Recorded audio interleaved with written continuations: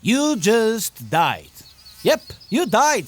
But don't worry, it turns out Hinduism was right all along and reincarnation is real. You just need a bit of help.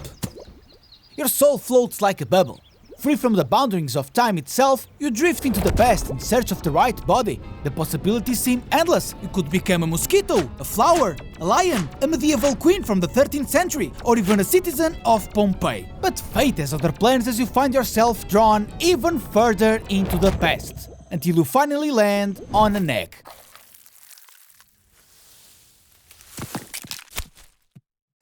Congratulations! You are now an ancient beaver. In the Jurassic! Well, not exactly a beaver, you're a Castorocauda, which is more like a 160 million year old mix of a beaver, otter and platypus. Yes, a platypus. After all, look at you, you just hatched from an egg. And here's the thing, you're not even a true mammal, you're a docodont, which means that you are completely extinct in the future. How sad. As a newborn, you'll spend the first few weeks in the burrow, nursing on your mother's milk. Usually you'd share the food with several siblings, but for the story's sake, you're all alone. Also, you don't have a father. He died last week while Pangea was breaking apart. Like a platypus, your mother lacks nipples and instead produces milk through pores and mammary glands across her belly, which can sound a bit gross and difficult to manage. As you grew older, your mother would start to bring solid food from outside the burrow. Being carnivorous, you'd start with insect larvae and earthworms, and eventually progress to clam shrimp and small fish. After just a few months, you've grown strong enough to explore the dangerous Jurassic world beyond your burrow. Just be careful. Like many other semi-aquatic mammals, you live in damp, wet places near rivers and lakes. With webbed feet perfect for swimming and a flat tail for steering, the shore is naturally the first thing your mother guides you to. You'll love it! A sensation unlike anything you ever felt before. Your perfectly adapted body makes you swim faster than you could ever run. You're a natural. Look, a fish! Time to learn how to hunt. The Castorocauda are packed with incredible hunting tools, with strong backward curving molars, perfect for gripping prey and preventing them from escaping. If the prey is a bit larger, it might be necessary to grasp it firmly and shake it violently, breaking its spine. Lastly and most excitingly, you have venomous ankle spurs. How cool is that? Though whether these were for attack or defense remains a mystery. Luckily, as a freshwater swimmer, you won't encounter gigantic sea monsters like the plesiosaur. But nonetheless, be careful! This is the Jurassic after all, crocodiles are already a thing! Crap. Your mother was eaten. Just now. Run, Castor! Run! Go to your shelter and don't look back!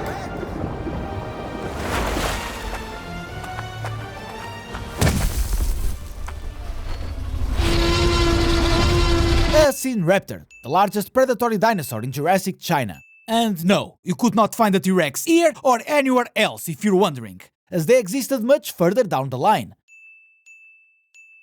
Don't let Steven Spielberg fool you. Run, Castor! Run! Go to the water and don't look back! You're screwed. Come on, dig, faster! Those ugliest paws aren't just for swimming!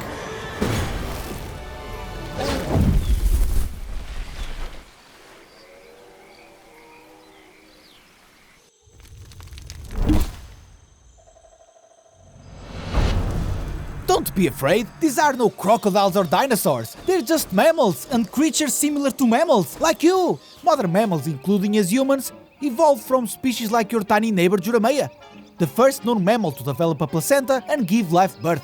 But don't worry, though Jurameia's lineage survived, it didn't evolve into anything remarkable for millions of years. For now, she's just a scrawny, ugly rat. You're way ahead of your time.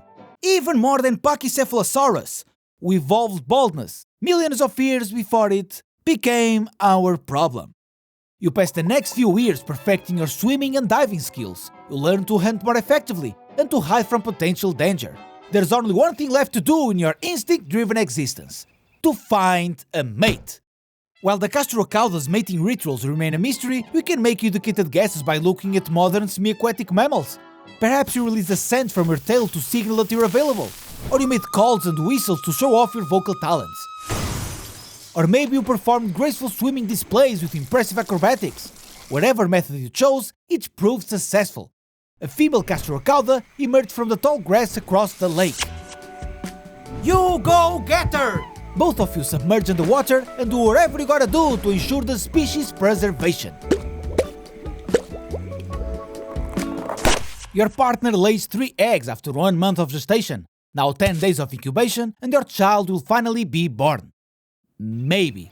With only one Castorocauda fossil ever found, we can only speculate about these details.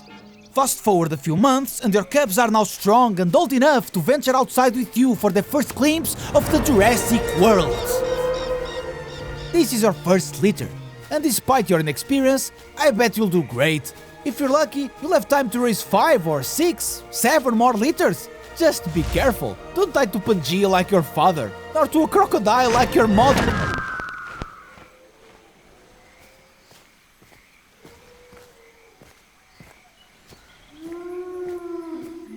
Or to a pterosaur.